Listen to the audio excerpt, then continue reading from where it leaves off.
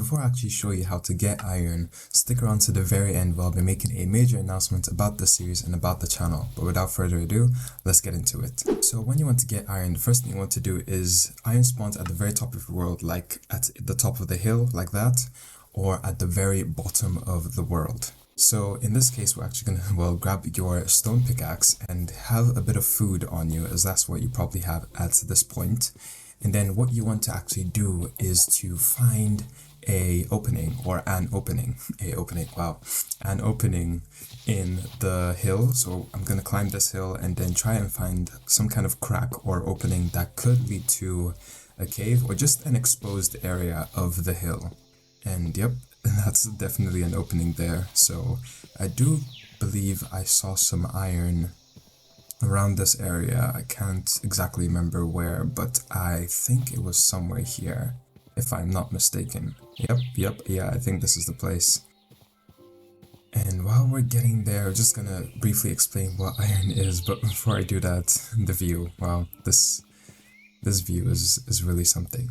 Anyways, so with iron, you notice iron kind of like sticks out and it's kind of like a creamy-ish, it's obviously not going to be glowing, but it's kind of creamy in the wall. And you see the black things in the wall is actually coal. The thing you need to know about ores in the game, or well, materials in the game like these, is that with iron, and of course it's raining, classic Minecraft. So with ores in the game, when you mine the ore like from the wall, you actually get the ore itself. I'm just gonna mine the coal and I should get an achievement. Yeah, well, a new recipe is unlocked, not an achievement, but with iron and with coal and every other resource in the game, when you mine that resource, you're actually going to get some of the ore, or you get the ore that you mined from it, and each block of it will actually give you one ore. Except when you get into enchantments, and then you add specific enchantments that make you get more out of just one ore, or one ore block. I'm gonna use the coal, as you see there, to craft a torch with a coal at the top and stick right under, so we can be able to, you know, see better around this place and see what we're actually doing since it's gotten dark because it's raining. I think I see some coal there, so yeah, just a good rule of thumb when you're starting your world, what you want to do is to try and grab as much coal and as much iron as you possibly can, because coal and iron are going to be your very best friends when you're starting a world, especially towards when you're trying to set up a lot of things. So now that we're back here, I'm just gonna make sure to put the coal in the furnace, as you'll see there, and you have to open the furnace. I'm going to take the food out, of course, and you want to put the coal at the bottom slot, which is basically where the fuel is going to be. And each coal will actually smelt 8 items. One coal smelts 8 items. So we're just going to put all the iron we got in there, and we'll just wait a few seconds for it to smelt up. And then grab the result, which is an iron ingot, which you can actually use to craft something. Now there are two major things that you need to craft when you first get iron. The first tool, the actual tools, the first one is of course a shield, and this was added not too long ago in the game, which is basically where you make a Y shape with your planks and then you leave one space at the top, and then you put your iron ingot right there. Yeah, I know it doesn't make any sense, but that's how it's made. And shields actually really help, especially when dealing with combat, and I'll talk about combat a little later. The next thing you want to do, well, is to, well, put the shield either in your main hand, and if you hold right click, you raise the shield up, or you can put it in your offhand, which is in Java edition. I really hope Bedrock gets it, but you can also hold right click, especially if you're not holding a block, and you also raise the shield up as well. Now we're going to go ahead and grab the rest of the iron that we've smelted, and then we're going to make the second tool, which is actually an iron bucket. And iron buckets are used in the game to actually grab liquids in the game, liquids being water and lava, respectively. So I'll show you exactly why you need to, or why grabbing water is really essential and important in here. When you get to your water source, you want to use your bucket and right click on a water, and that will basically fetch some of the water out. And I'll actually move to a second place. I'm just gonna grab some seeds, and it's pretty much the same principle as before, where you want to essentially move or plant your crops near a water source. But since we're spending a lot more time closer to the house, I'm actually going to make this new farm area closer to the house so that we can get some wheat growing as well, so we don't always have to stay down there near the other wheat. What you want to do now is, well, clear out some more places wherever you want to eventually start planting your new farmland. You pick a spot and you break the block there. You place your water inside the block, if I can just place that there. And then you want to till the ground again using your stone hoe. And of course, just like the previous episode, you want to make sure it's at least 4 blocks away from the water source. And just count 4 in that direction, 4 in that direction, and 4 in that direction. And then you can till all the ground in between that, and they should be able to be hydrated successfully. I'm going to break some of those blocks and then place that there. And till the rest of it. And after tilling that, I will proceed to, well, put the seeds down that I gathered to start planting our new farmland here as well. But it's getting night, so I should probably head to bed very, very soon.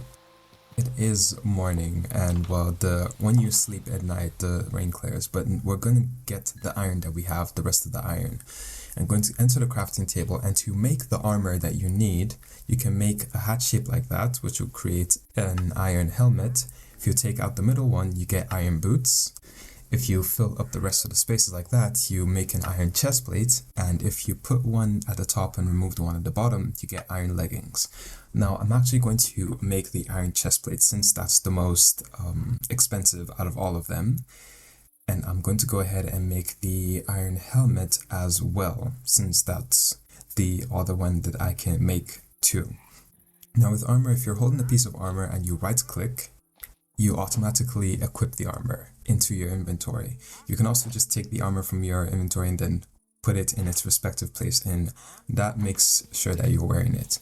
Now to get iron in the caves, or to go caving for iron, what you want to do is the same thing with the hills. Just try and find some kind of entrance, a hole in the side of a cave or in the ground as well. And I think, yep, this is a very good example of this. So make sure you have a lot of torches, so grab as many coal as you can, make torches, and then place your torches on the left side of the cave, especially when you're entering. You can hear a zombie coming. But the reason that you're placing your torches at the left side is so that once you're coming out, it's on the right side and you can get out. So a brief thing about combat is to actually left click, on the monster you're trying to attack, and that would attack it, and we got the advancement Monster Hunter for killing our very first monster. So back to torches. When you're placing torches on the left side, it's easy to keep track of where you're going, and you want to be careful when entering caves because monsters will spawn even though it's day, because in caves it is dark enough for them to spawn. So just gonna make sure that everything is safe and that we're carefully exploring this cave and placing torches on the left, and you can see 2 zombies are there.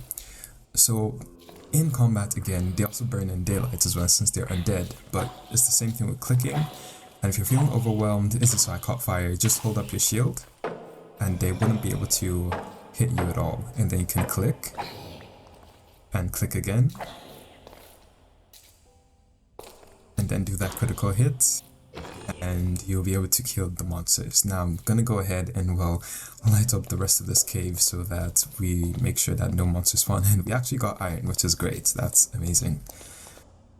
Just going to keep exploring into it to make sure that no other monsters can spawn, and just so I don't confuse myself, I'll place the torches on the floor so they're not on the right side and I confuse myself later on. So now that they're on the right side, well, another zombie has spawned, so we're just gonna quickly take care of him.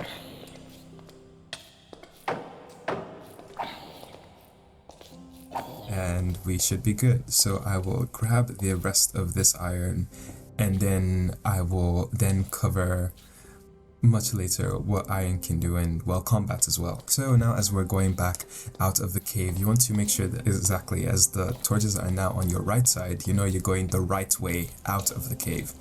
And now we're back to the nice lush and green pastures of the world where we can finally walk back home. Just gonna make sure I can eat so that we stay healthy and fed. So I will be back when we're starting to cover combat and the monsters in the game.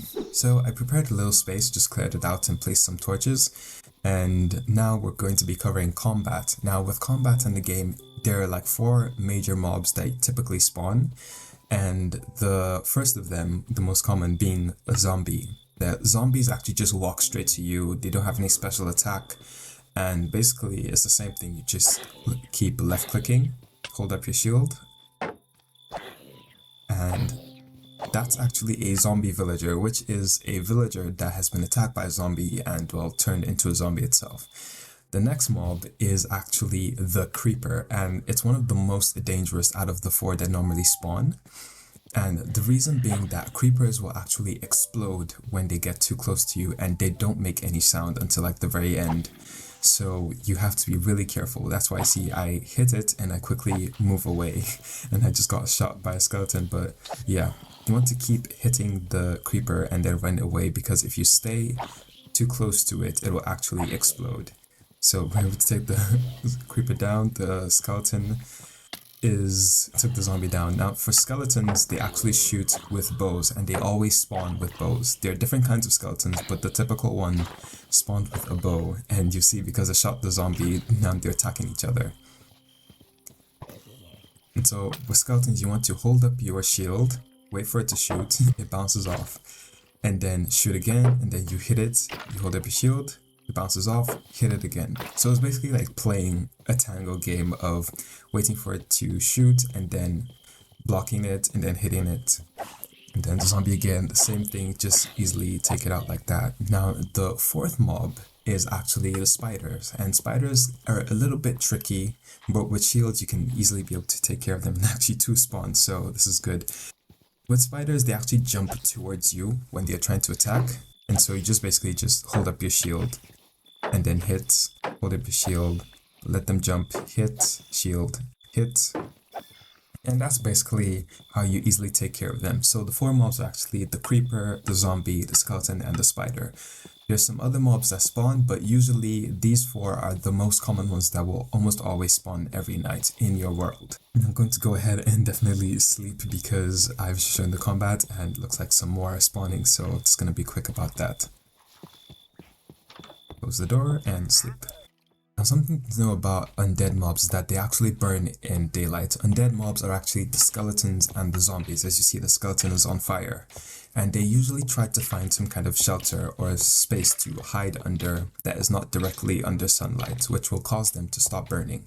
But the mob that does not burn in the daylight is, of course, the creeper and the spider. But the creeper, as you see, is not making any sound and it's just there waiting. So I'll just have to be very quick about this and really run away from the house so that it doesn't explode on the house. And well, the skeleton got me. I'll show you quickly why the creeper is so dangerous. So first I'm gonna, make sure the space is clear and then hold up my shield. And you saw it exploded and destroyed the land, but the shield blocked all the damage. So that's why creepers are really, really dangerous and one of the most dangerous out of all of them, because if you're caught in that without any shield, without any armor, you're going to take a lot of damage. So I'm just going to quickly clear up the space, or fill up the space, and then I'll be back. Alright, so now to take care of the skeletons under the house. So we just hold up the shield, hit, hold up the shield, and then hit again. And there was a second one, I think. Yep, same. So hold up the shield, hit, and hit again before you can even shoot. So yeah, that's basically it for the combat, and that's basically the basics of combat in the game. So now that I've covered all of that, I hope you really enjoyed this and found this entertaining and as well as useful. And with all of that being said and out of the way, I will now go ahead and move on to the announcements that I had. So back to the announcements. Well, first of all, I have made this guide series basically to just cover the basics of survival. I restarted my worlds, I went back and checked through all my videos that I've made on the channel, and in the span of about 5 to around 6 months, I've restarted Minecraft worlds 14 times. 14 times, and I really want to have a forever world. I keep saying it in a lot of my videos where I say I want to have a forever world or a long-term world that I keep playing in.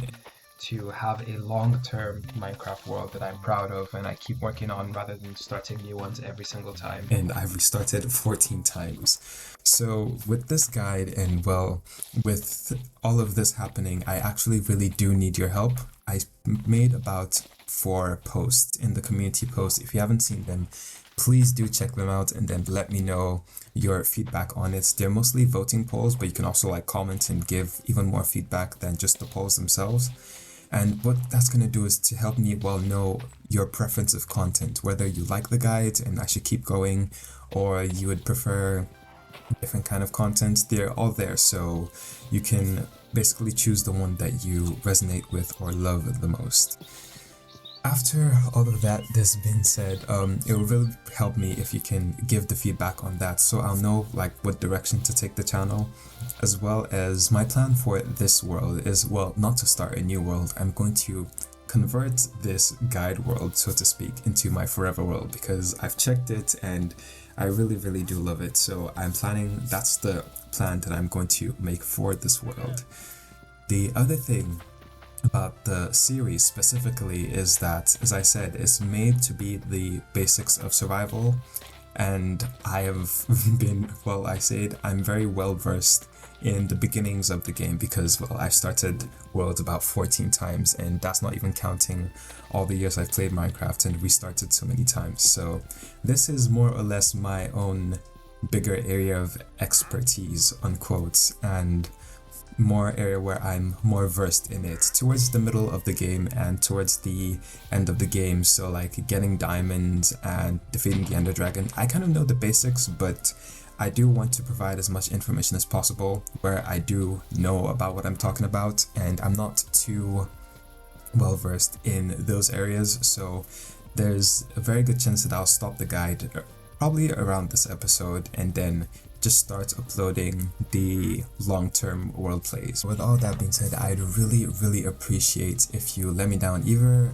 in the comments right here in this video or in the community post. Really do check out the community tab because I really do need your help with it in voting and letting me know what's comfortable for you and the type of content you want and all of that. But yes, the general-ish plan that's most likely gonna happen is that I will stop the series here since I've covered the very basics of getting started in whatever Minecraft world that you are in, and while progressing to a certain point, which is my area of expertise. And then after that, I will then be turning this world into my forever world. And if you guys do want the type of content where I just, well, talk about my life while playing in the world, then yeah, this would be the forever world that I'll just keep working on. And well, I guess it'll just be sharing my thoughts if you want that type of content. And on the other hand, if you want that type of content and also long plays, because I do enjoy long plays, but it depends on if you guys want it as well,